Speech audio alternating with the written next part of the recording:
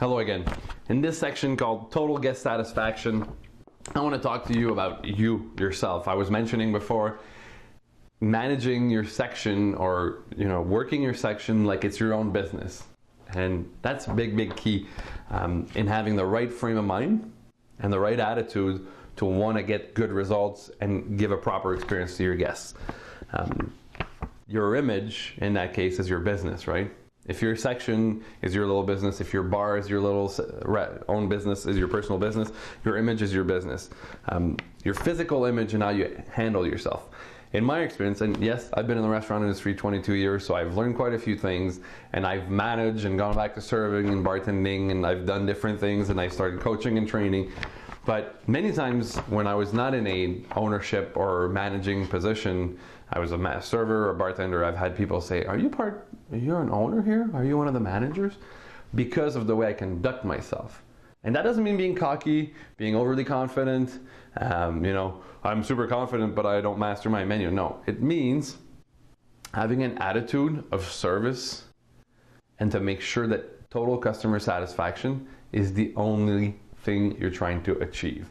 What does that mean? It means that, have you ever gone out and you spent quite a bit of money, whether it's $100, $200, $300 in a restaurant? And I've had both experiences. I've gone in, spent that kind of money, gone out and say, I would have spent double that because that experience was so amazing. The food was great. The service was there. They greeted us at the door. Everything that we encountered that evening was fantastic. And I've also spent the same amount of money, left there insulted, unhappy, still hungry, disgusted, for the same amount of money, right? The amount of money you spend, I've had a $10 amazing meal and a $300 horrible meal. That's got nothing to do with it. Your job as a server or bartender is that when they leave the door, they're satisfied with what they've received for the amount of money they've spent. Satisfied with the experience, with the food, with the music, with the atmosphere, with everything. If somebody's complaining about the music in the restaurant, maybe it's the style of the restaurant, but maybe there's something wrong with it. Maybe it's a little too loud. Take a reaction, be aware. Is the lighting too high? Is the lighting too low? Yes, it's not your job, it's your manager's job, but maybe someday your manager has got something in his mind because he just picked a fight with a supplier or something happened and he forgot about it, right? Not being nagging about it and constantly being bossy. That's different. Be aware of your environment. Don't be a nagging, watch my words here, but don't be a nagging person because you're trying to sound, look cool, sound good, sound great, appear like you're overly in control of what's going on. Listen, if you want the manager job, apply for it. But what I'm saying is be aware of your environment. And without telling somebody, well, this makes no sense, or barking at a manager, say, listen, do you feel like the lighting might be a little too high? It seems like the music might be a little too heavy, or, the TV could be showing the local game, or whatever it is. You can share and ask questions to people. And that works in management and that works in other places, but that works as a server where you don't want to rub and kick people and be annoying and be nagging, but you can ask people, what do you think of this? I have a feeling it's not like usual, or there's something a bit different. I'm just concerned that the guest experience might be different, right? If you bring it from, I know better, people won't listen to you. If you bring it from, you're taking care of the guest experience, it might be very different. So be aware of your surrounding, and that's what I mean by an ownership mentality, right? If there's a door that keeps staying open close to a table, those guests are gonna be cold, do something about it. Have a reaction. See how you can fix that. See if you can move them to a different table. Whatever it is, but you are totally in control of that guest experience. And ignoring it because they're not saying anything, that's what average servers do. Top servers have a reaction as to what's going on in the restaurant, and even if it's not in their section, because those guests might be their guests tomorrow. So that's what I mean by taking ownership. If you see something that a manager hasn't seen because they're stuck somewhere else, or they might not have noticed, or it just happened, whatever it is, have a positive reaction to it and make sure that somebody knows about it or that you can fix it. So that's having an ownership mentality and making sure that every guest in the restaurant has a good experience. The busier the restaurant is, the more people want to come, the more money you make, right? So be aware of not just your little things and that part that I said is your section or your restaurant or your business within the restaurant, but take care of those people, but make sure that you're aware of what's going on around you. I've mentioned before an attitude of service, okay? So I'm not going to go back into this, but you have to have an attitude of service. Don't think that you're less of a person because you're serving people. Contrary to that belief, keep in mind that you create an amazing experience. And a lot of times, the times that people spend with you in the restaurant are some of the best times they get that day, that week, that month. And people are, more and more careful with their dollars and how they spend it going out. So you're a big part of that experience for them. Having the tools to work, okay? Pens, paper, bottle opener, wine bottle openers, whatever tools you have. If you're in a fine dining restaurant, you have to decrumb, you need a decrumber, that one of those little tools. Whatever it is that you're supposed to have to function properly, you should have. If you're supposed to have a float to be able to provide change. Have some pens when people sign credit cards.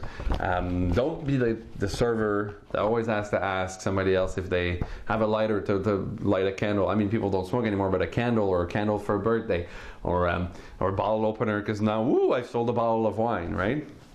Top tier servers, top earning servers always have a bottle opener in their pocket, whether it's for beer or wine or whatever it is. Have the tools that help you make money. If you come in kind of half-assing it or not really having the tools because, I'll borrow it when I need it. You know what? I don't want to have to run around a bottle opener if I'm serving, because I know I'm going to open 10, 15, 20, 25 bottles tonight and make a ton of money. Expect to make money and be ready.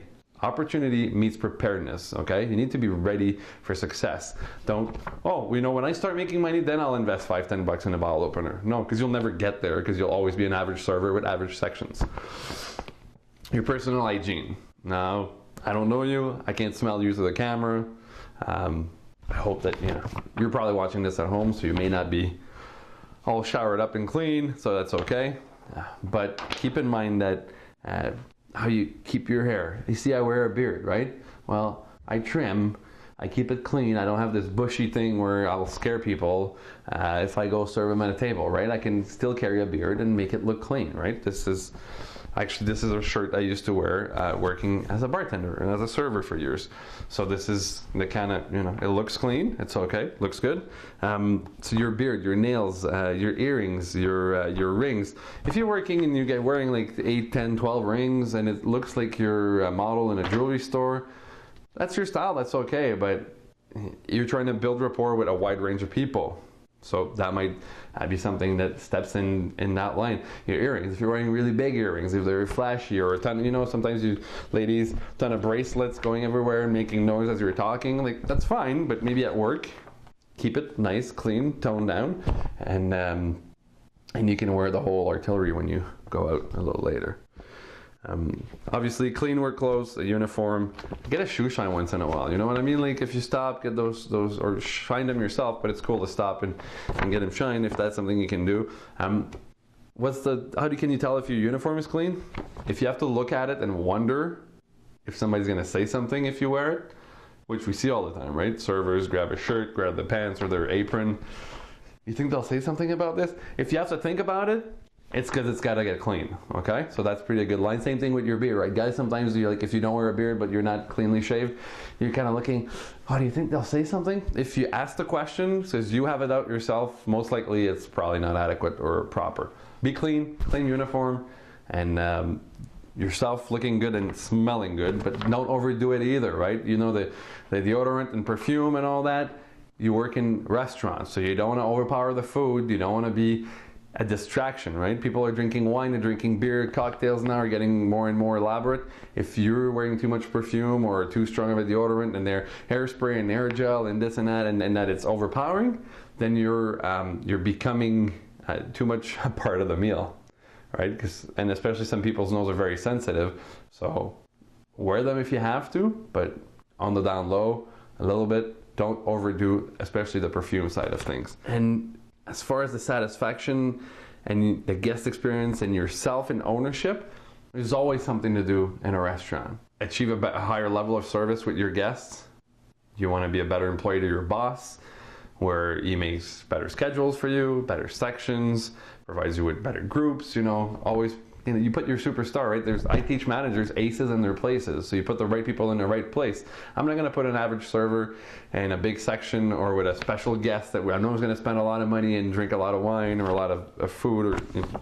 I'm going to put my best people, my best foot forward as an owner. So keep in mind, there's always something to do, there's always something to refill, there's an old expression that says, if you got time to lean, you got time to clean.